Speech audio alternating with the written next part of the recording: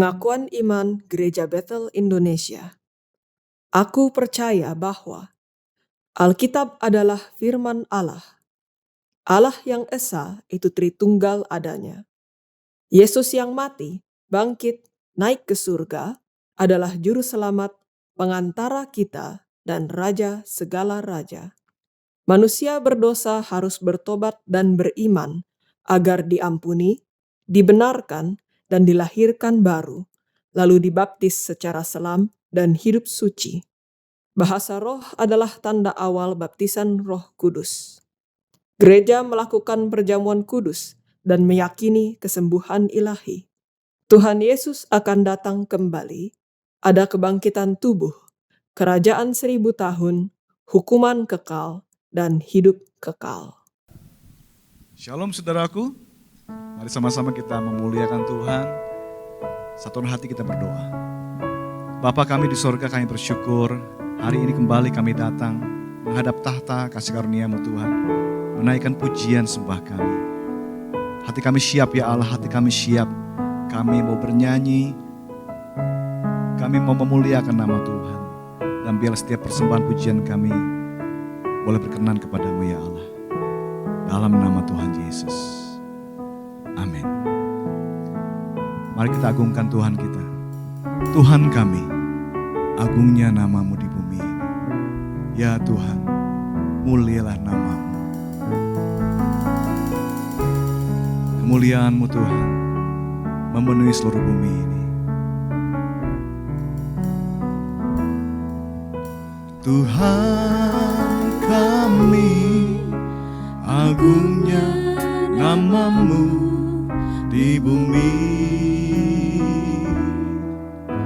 Tuhan kami, agungnya nama-Mu di bumi.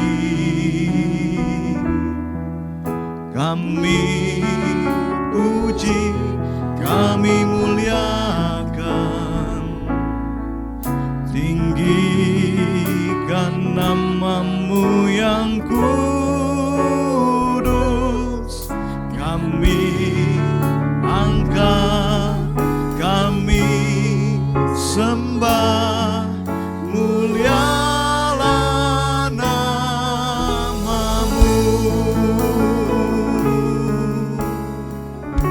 Ya Tuhan, Tuhan kami, agungnya nama-Mu. Tuhan kami, agungnya nama-Mu di bumi. Tuhan kami, agungnya nama-Mu di bumi. Kami puji, kami muliakan, tinggikan nama-Mu yang kudus. Kami angkat, kami sembah, mulialah nama-Mu. Kami puji Kau, kami puji, kami muliakan, kami tinggikan nama-Mu yang kudus. Kami angkat, kami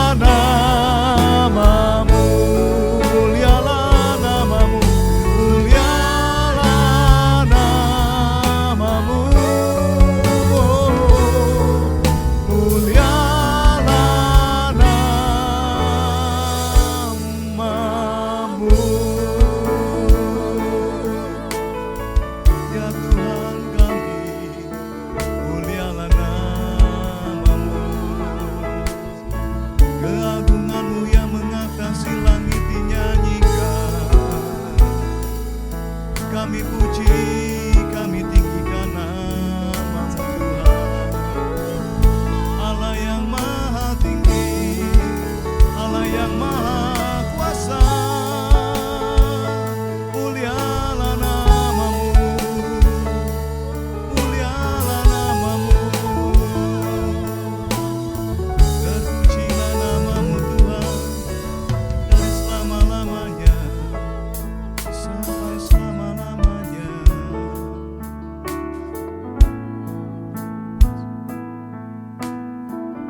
Kami mau bersyukur padamu ya Tuhan. Oh Tuhan, hati kami bersyukur buat kasih-Mu.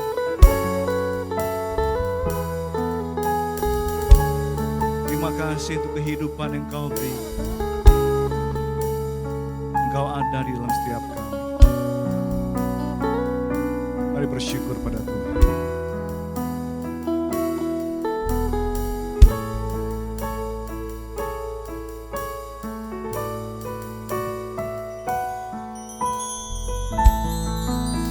Bersyukur selalu bagi kasih-Mu di dalam hidupku.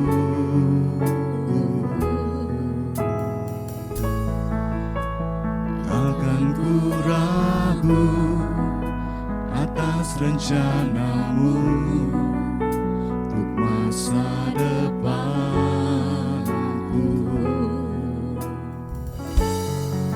Sebagai Bapa yang baik, takkan pernah Kau melupakanku. Sebagai Bapa yang sangat baik, takkan pernah Kau meninggalkanku. Ku kan menari dan bersuka karena-Mu, oh Yesusku, dan ku kan minum air-Mu sebagai rusa rindu. Selalu ku hidup dalam-Mu dan hidup-Mu di dalamku, oh Yesusku. Kau sangat ku cinta, oh Tuhan.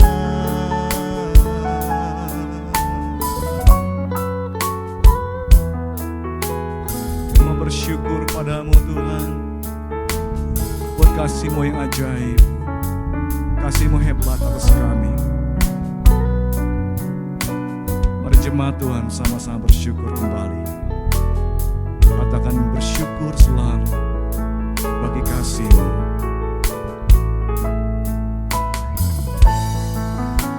Bersyukur selalu bagi kasih-Mu di dalam hidupku.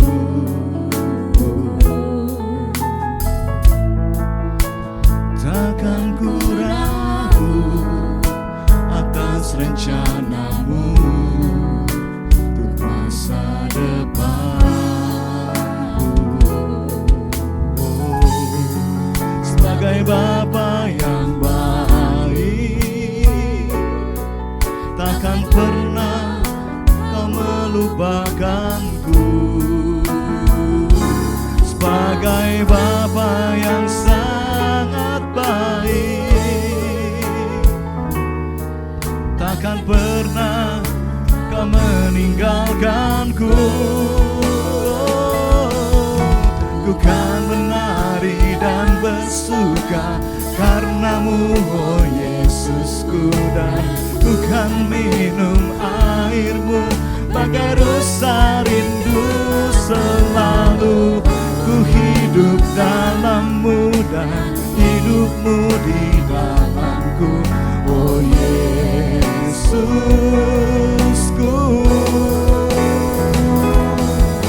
Ku kan menari dan bersuka karena-Mu, oh Yesusku, dan ku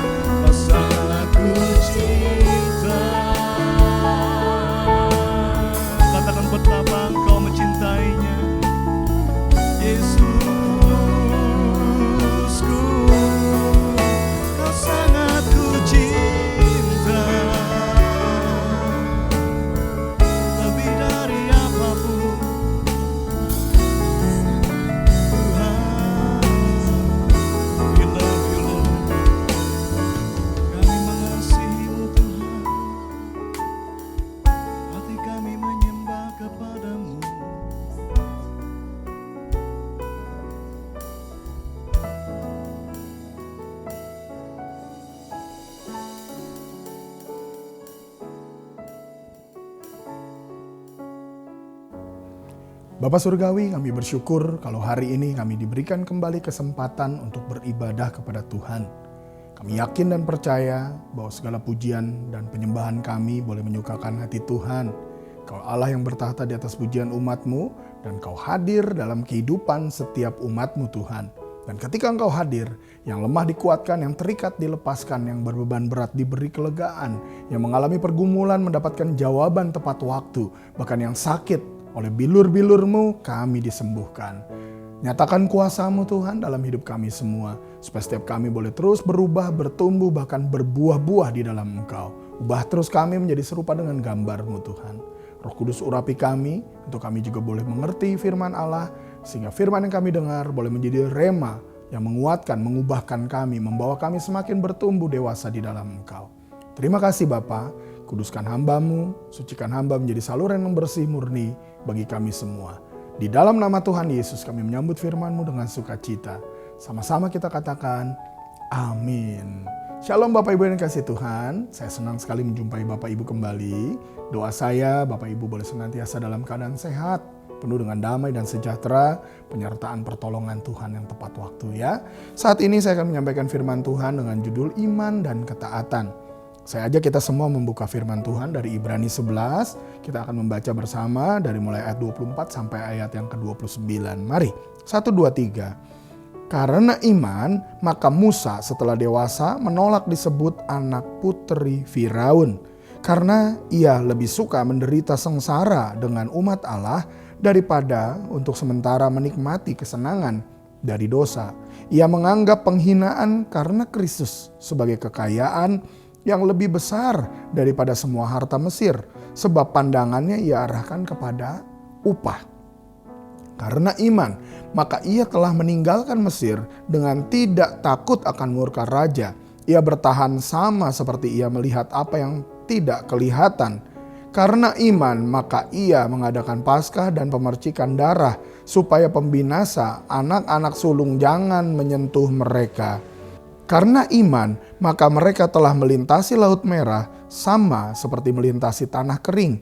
Sedangkan orang-orang Mesir tenggelam ketika mereka mencobanya juga. Kita akan belajar sedikit, ada 4 hal yang kita bisa teladani dari Musa. Ya. Yang pertama adalah Musa memandang kepada kehendak Tuhan. Kehidupan di istana tentunya nyaman ya saudara, penuh dengan kemewahan, bukan mepet sawah ya, tapi penuh dengan kemewahan, kegelimangan harta, bahkan kenyamanan memakan apapun ada. Ya. Tetapi apa yang kita baca tadi, dalam ayat 24 sampai 26 dikatakan, karena iman maka Musa setelah dewasa menolak disebut anak putri Firaun. Status Musa sebagai anak putri Firaun adalah sesuatu yang besar tentunya, tetapi Musa menolak untuk disebut anak putri Firaun karena dia menyadari siapa dirinya, ya. Karena ia lebih suka menderita sengsara dengan umat Allah daripada untuk sementara menikmati kesenangan dari dosa. Bahkan kesenangan tersebut Musa katakan adalah kesenangan dari dosa. Dia tahu bagaimana umat Israel, bangsanya, hidup dalam perbudakan, dianiaya sedemikian rupa oleh Mesir. Dan dia menyadari bahwa semua itu bukan semestinya seperti itu. Dia menganggap penghinaan karena Kristus sebagai kekayaan yang lebih besar daripada semua harta Mesir. Sebab pandangannya ia arahkan kepada upah. Dalam kita mengikut Tuhan, hal serupa pun terjadi. Seringkali kenyamanan membuat kita susah memandang kepada kehendak Tuhan. Susah untuk mengikuti rencana Allah. Berat bagi kita. Kita mungkin lebih suka tinggal dalam kenyamanan, dalam istana, dalam kehidupan dosa yang sementara tadi. Kesenangan. Bahkan ada orang yang bilang, hidup kan cuma 1 kali Pak. Harus dinikmati. Karena nanti kalau sudah meninggal, apalagi yang mau dinikmati. Saya mau katakan, kebahagiaan itu bukan untuk hidup yang sekarang saja saudara. Tetapi untuk hidup kekal bersama Tuhan. Kita harus pandang hal itu dan sadarilah semua itu. Dalam 2 Korintus 4 ayat 18 dikatakan, sebab kami tidak memperhatikan yang kelihatan, melainkan yang tak kelihatan. Karena yang kelihatan adalah sementara, sedangkan yang tak kelihatan adalah kekal. Jangan kita terlena dengan apa yang ada pada kita, yang membuat kita menjadi tidak bisa memandang kepada kehendak dan rencana Tuhan. Ya, bahkan dikatakan dalam Matius 6 ayat 20, kumpulkanlah bagimu harta di sorga ngengat dan karat tidak merusakkannya, dan pencuri tidak membongkar serta mencurinya. Ayat 21, karena di mana hartamu berada, di situ juga hatimu berada.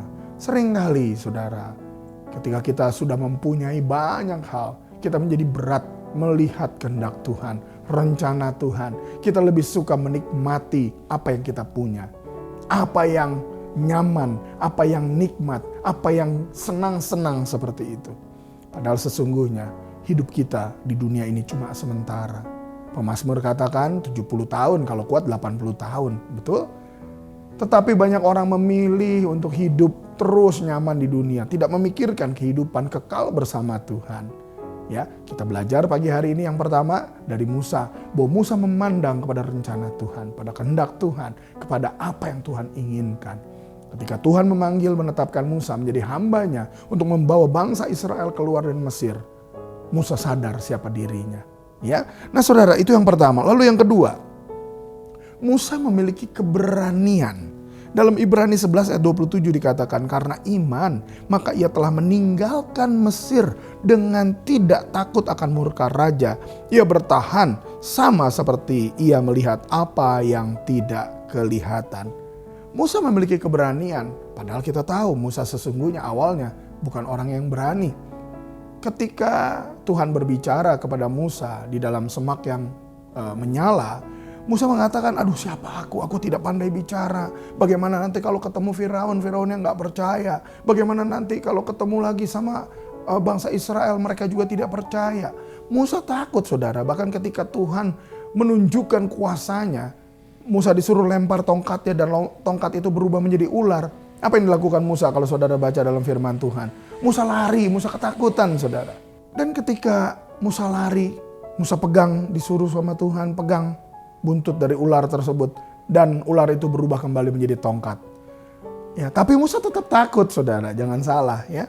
Tetapi ketika Tuhan menyuruh Musa dan Musa memberanikan diri untuk melangkah bersama Harun berjumpa dengan Firaun, dan dia boleh melihat ada beberapa perkara terjadi dan Tuhan lakukan. Dia memiliki keberanian saudara. Ya, terlebih mungkin setelah 10 tulah itu terjadi, Musa memiliki keberanian. Musa meninggalkan Mesir. Dia tidak takut lagi kepada murka raja. Ya saudara, dalam Matius 10 ayat 28 dikatakan, dan janganlah kamu takut kepada mereka yang dapat membunuh tubuh, tetapi yang tidak berkuasa membunuh jiwa. Takutlah kepada Dia yang berkuasa membinasakan baik jiwa maupun tubuh di dalam mereka. Seringkali kita lebih takut sama manusia, lebih takut dengan keadaan, lebih takut dengan situasi, kondisi, kekurangan, masalah, pergumulan, penyakit. Takut kita. Belum apa-apa kita udah kalah. Padahal ya, yang dapat binasa kan cuma tubuhnya saudara. Jiwa dan rohnya. Bahkan roh kita akan kekal hidup bersama Tuhan untuk selama-lamanya, bukan? Tuhanlah yang harus kita takuti. Ketika Tuhan memilih kita, memanggil kita menjadi anak-anaknya, biarlah kita juga memiliki keberanian. Jangan takut dengan keadaan ini. Ada orang bilang 2024 adalah tahun yang mungkin tidak lebih mudah. Kita diperhadapkan dengan tahun pemilihan juga. Tanggal 14 nanti akan ada pemilu ya saudara ya. Wah, nanti akan ada ini itu yang akan membuat bisnis menjadi begini, menjadi begitu. Hidup menjadi begini, menjadi begitu. Saudara, semua begini begitu. Jangan lupa saudara, ketika kita mengalami pandemi banyak orang putus asa dan mereka juga bilang begini begitu bukan? Tapi nyatanya kita boleh ada saat ini dan tidak begini begitu. Kita ada saat ini dalam penyertaan perlindungan Tuhan. Oleh karenanya jangan takut akan apapun. Miliki keberanian dalam mengikut Tuhan. Ya.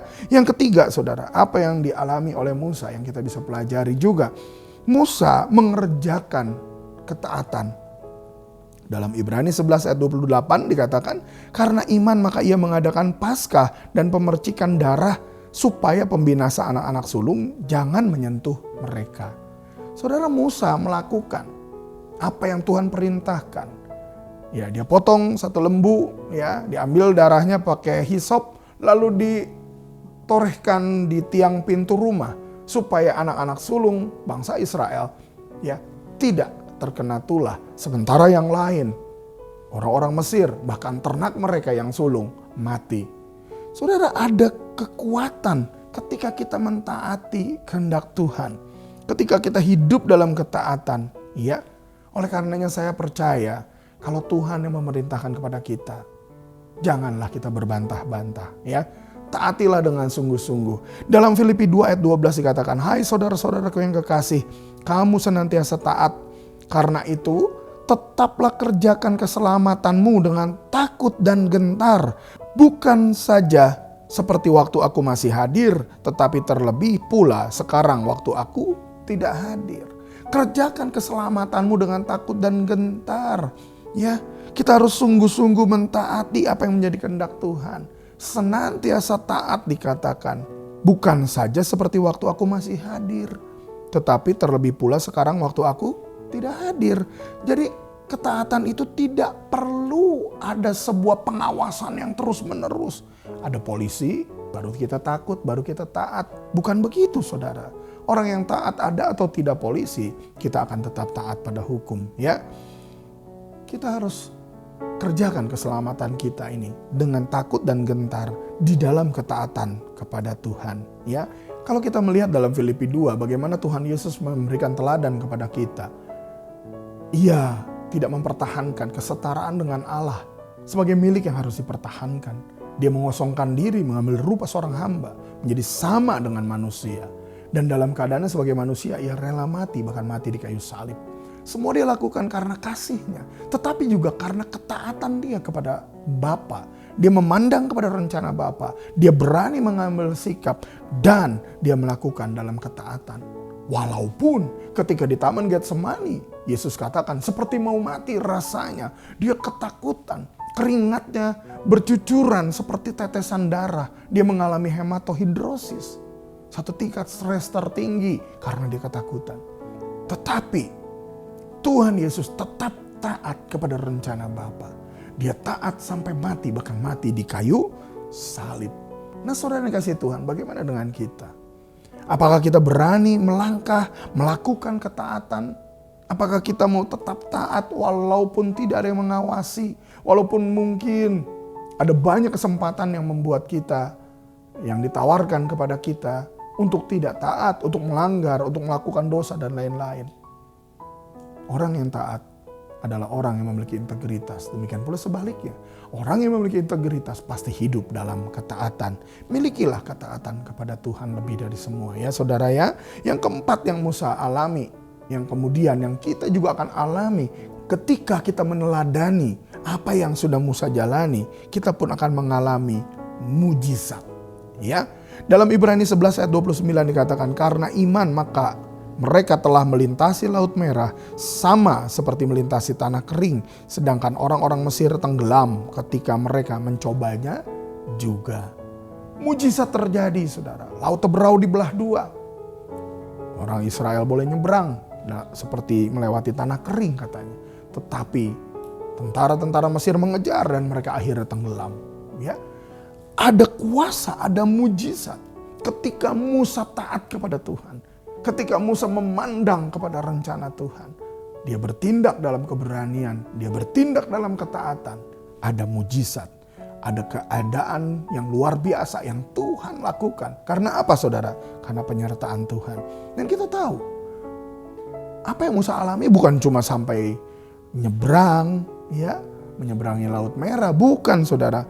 Tiang awan, tiang api menyertai, ya. Demikian juga air di Mara diubah menjadi dapat diminum air yang pahit itu. Lalu diberikan juga mana dan puyuh oleh Tuhan 40 tahun lamanya. Bukit batu di Meriba bisa mengeluarkan air.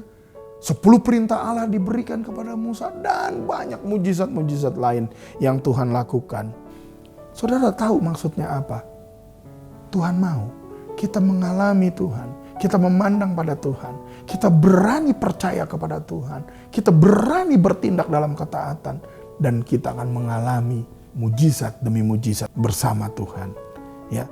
Demikian juga dengan Tuhan Yesus mengajar murid-muridnya. Dan dia juga mengajar kita, sama saudara. Kalau saudara perhatikan, mujizat yang pertama apa? Air berubah menjadi anggur. Luar biasa bukan? Air cucian kaki untuk pembasuhan kaki diubah menjadi anggur yang baik dikatakan. Dicedok oleh pemimpin pesta, diberikan kepada mempelai. Dan wow, semua orang kagum mungkin pada saat itu. Yesus lakukan mujizat yang luar biasa. 5 roti 2 ikan bisa memberi makan 5.000 laki-laki. Tidak dihitung perempuan dan anak-anak yang mungkin jumlahnya jauh lebih besar. Bukankah itu luar biasa? Ya, ketika itu Yesus juga jalan di atas air. Bagaimana saudara, kita bisa nggak jalan di atas air? Tenggelam kita ya. Tapi Tuhan Yesus lakukan karena mujizat terjadi. Tuhan Yesus meredakan badai. Tuhan Yesus juga membangkitkan Lazarus yang sudah mati dan membusuk saudara. Udah 4 hari ya. Tuhan Yesus sanggup lakukan semua itu. Bahkan saudara, ada satu hal yang dahsyat yang menjadi bukti bahwa Yesus adalah Tuhan kita. Dia sendiri bangkit dari antara orang mati pada hari yang ketiga. Dia bangkit dan dia selama 40 hari lamanya dia berulang-ulang menunjukkan dirinya kepada murid-murid. Menyatakan bahwa dia hidup. Dia berkuasa. Wow, dahsyat ya. Sampai waktunya pengangkatan dia naik. Diangkat naik ke surga, duduk sebelah kanan tahta Allah Bapa. Semua mengajarkan kepada kita. Tetapi saudara kalau perhatikan, air menjadi anggur. Ada masalah nggak di sana? Ada. Mempelai kekurangan anggur saudara. Sehingga Yesus mengubah air menjadi anggur. 5 roti 2 ikan. Ada masalah di sana? Ada. Orang banyak berkerumun, nggak mau pulang. Nggak ada makanan di situ, nggak ada uang juga. Tapi Tuhan Yesus lakukan mujizat. Ya, demikian juga yang lain-lain. Dan Lazarus yang mati tentunya masalah saudara. Maria dan Marta menangis sedih. Karena apa? Karena saudaranya yang dia kasih mati ya. Dan Tuhan Yesus bangkitkan. Ketika kita mengalami masalah, kembali lagi, kita harus terus memandang kepada Kristus, pandang rencananya yang tidak pernah gagal. Jangan terlena dengan keadaan ini, baik kenyamanan, mungkin ada istana-istana dalam hidup kita, maupun pergumulan seberat apapun. Jangan membuat kita menjadi lemah, tapi pandang terus kepada Yesus. Miliki keberanian untuk percaya, meninggalkan Mesir itu, meninggalkan raja, meninggalkan apa yang mungkin menjadi kenyamanan kita. Tinggalkan semua itu, jangan takut kehilangan. Hidup ini sementara, yang penting kita tidak kehilangan Tuhan. Yang katanya bisa membinasakan hidup kita sepenuhnya. Jangan takut saudara akan apapun juga. Miliki keberanian juga, kesungguhan dalam ketaatan untuk melakukan kehendak Bapa, firman Tuhan. Maka kita akan mengalami terobosan-terobosan iman. Maka kita akan mengalami mujizat-mujizat dalam penyertaan Tuhan yang ajaib. Bangsa Israel mengalami semuanya. Dan saya percaya Israel rohani, kita semua boleh mengalami juga penyertaan Tuhan yang ajaib. Hari-hari ini saya tidak tahu Bapak Ibu sedang mengalami pergumulan apa. Tapi satu hal yang saya tahu, Tuhan ada bersama kita. Pagi hari ini kita belajar, dan sebentar kita mau berdoa bersama-sama. Pandang pada Kristus, pandanglah pada rencana Allah, pandanglah pada kekekalan. Jangan terlena dengan apa yang ada pada kita. Baik itu berkat, kelimpahan maupun kesusahan. Ya, miliki keberanian untuk bertindak, berdiri, teguh, percaya kepada Tuhan. Tinggalkan semua pergumulan permasalahanmu. Datang kepada Tuhan. Karena Tuhan juga berkata, marilah kepadaku semua yang letih lesu berbeban berat, karena aku akan memberikan kelegaan kepadamu. Ayo Bapak Ibu, apapun yang jadi pergumulan kita, lakukan dengan penuh ketaatan kepada Tuhan. Hiduplah di dalam integritas, memiliki kesungguhan dalam mengikut Tuhan. Maka kita akan mengalami pertolongan Tuhan. Mengalami mujizat Tuhan. Yang sakit boleh mengalami kesembuhan. Yang masalah-masalahnya besar, berat mungkin. Tuhan pasti tolong. Nanti kita akan berkata, wow, Allahku dahsyat. Mungkin kita semua sudah mengalaminya juga bukan? Tapi saat ini izinkan saya berdoa bagi Bapak Ibu yang mungkin sedang mengalami pergumulan permasalahan yang ada. Mari saya ajak kita semua menutup mata kita dan kita bersama berdoa. Bapa terima kasih Tuhan. Kami percaya bahwa Engkau melawat setiap kami umat-Mu Tuhan. Dan kami tahu Tuhan, Engkau maha mengetahui setiap pergumulan permasalahan kami. Pada saat ini Tuhan, kembali kami mau lebih lagi memandang kepada Tuhan. Ketika kami mengalami kenyamanan, buatlah supaya kami tidak terlena dengan dunia ini, sehingga kami menjauh dari Tuhan. Bahkan kami kadang enggan mengikuti Tuhan, enggan mengikuti kehendak Tuhan. Bahkan dalam beribadah pun mungkin kami tidak sungguh-sungguh. Saat ini kami mau berubah Tuhan.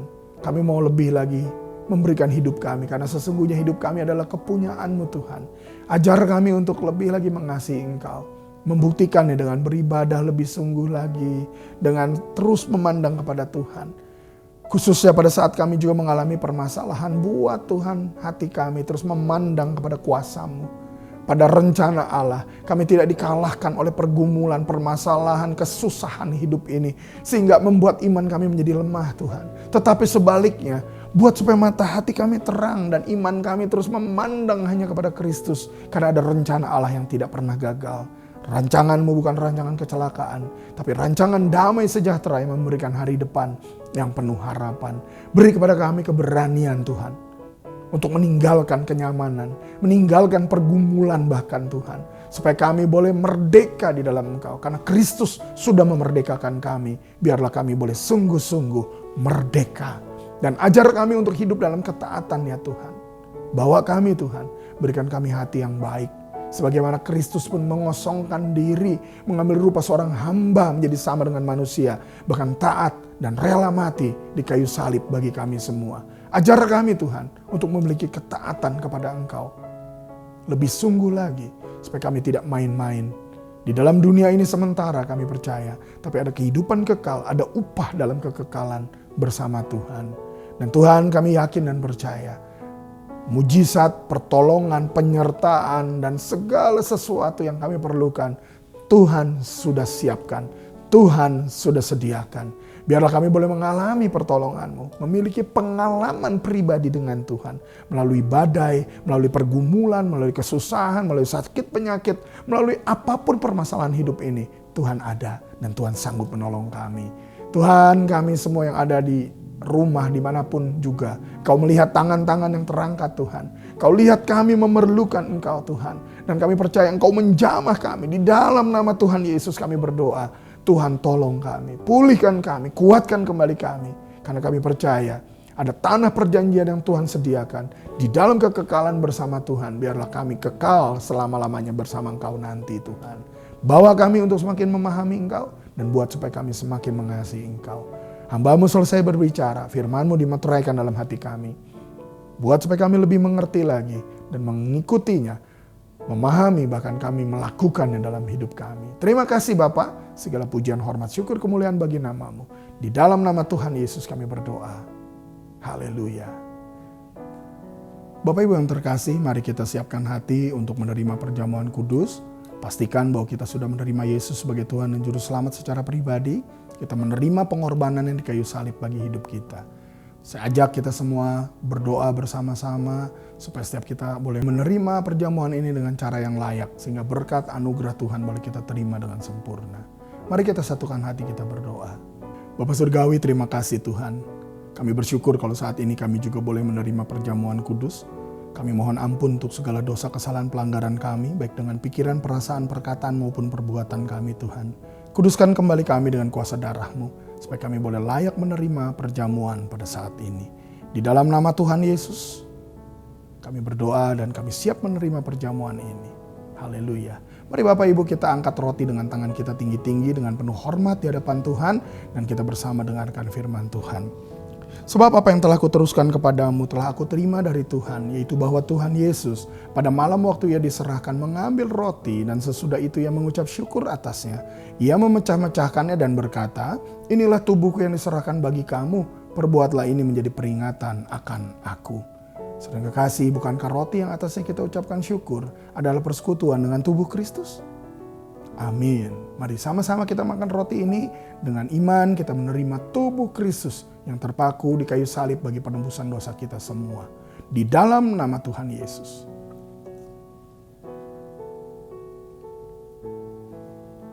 Mari Bapak Ibu kita angkat cawan anggur tinggi-tinggi dengan penuh hormat juga di hadapan Tuhan. Demikian juga Ia mengambil cawan sesudah makan lalu berkata, cawan ini adalah perjanjian baru yang dimeteraikan oleh darahku. Perbuatlah ini setiap kali kamu meminumnya menjadi peringatan akan aku. Sebab setiap kali kamu makan roti ini dan minum cawan ini, kamu memberitakan kematian Tuhan sampai Ia datang. Saudara kekasih, bukankah anggur yang atasnya kita ucapkan syukur adalah persekutuan dengan darah Kristus? Amin. Mari sama-sama kita minum anggur ini dengan menerima darah penebusan Kristus yang tercurah di kayu salib bagi kita semua. Biar melalui roti dan anggur ini kita menerima tubuh dan darah Kristus. Kita dipersekutukan dengan Tuhan dan satu dengan yang lain, bersama dengan seluruh gereja Tuhan di muka bumi menjadi satu tubuh Kristus di mana Yesus adalah kepala. Sambil kita berjanji menjadi saksinya sampai Ia datang kembali. Di dalam nama Tuhan Yesus.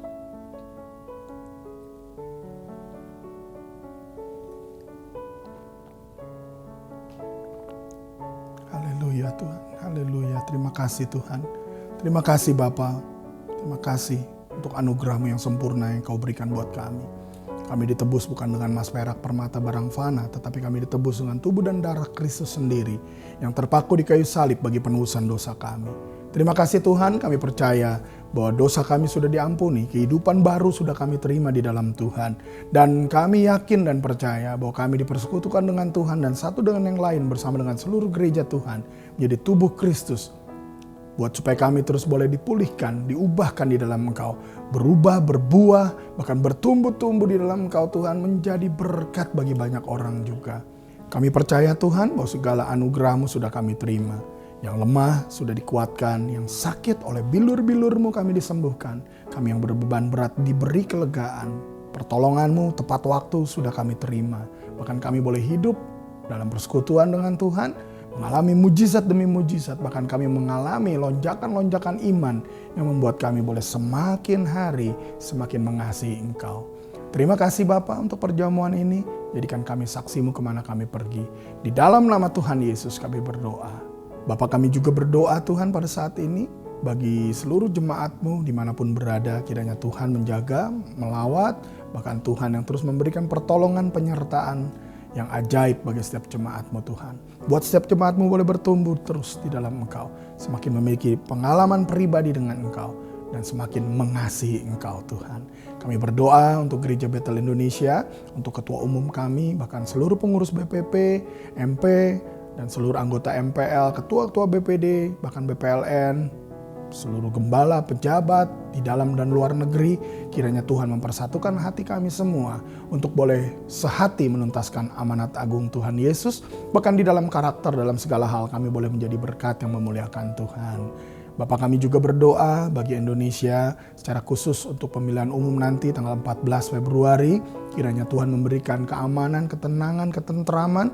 Bahkan Tuhan dalam pemilihan tersebut pun Tuhan yang menaruhkan siapa pemimpin yang tepat yang akan Tuhan jadikan presiden. Bahkan para pemimpin sampai ke tingkat daerah. Kiranya Tuhan yang menetapkan yang terbaik. Orang yang tepat akan menjadi pemimpin bagi bangsa ini.